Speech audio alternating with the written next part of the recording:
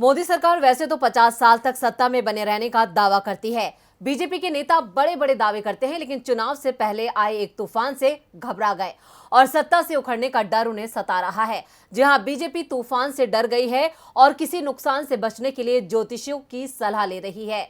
किस तरह घबराई है बीजेपी, आइए देखते हैं। मोदी सरकार इस वक्त सत्ता में 8 साल पूरा करने का जश्न मना रही है। खुद प्रधानमंत्री मोदी जगह जगह जाकर अपनी और अपनी सरकार की वाहवाही कर रहे हैं, बीजेपी की ताकत के गुणगान कर रहे हैं, लेकिन एक दिन के तूफान से बीजेपी घबरा गई है।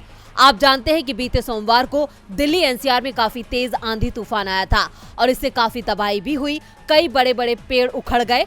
दिल्ली में बीजेपी के आलीशान मुख्यालय पर भी इसका असर हुआ।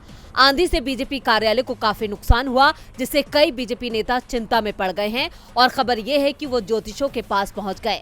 ऐसा लग रहा है कि तूफान से नेताओं को किसी अनहोनी की चिंता सता रही है।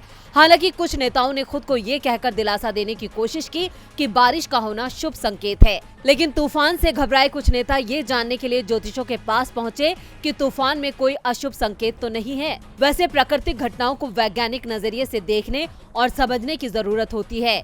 इसमें अंधविश्वास की कोई जगह नहीं होनी चाहिए, लेकिन बीजेपी नेताओं को कुर्सी बचाने की चिंता सबसे अधिक है, इसलिए वो तूफान में होनी अनहोनी के संकेत तलाश रहे हैं, जो कहीं न कहीं बीजेपी की कमजोरी और उसके डर को दिखा रहा है। डीबी लाइव की रिपोर्ट।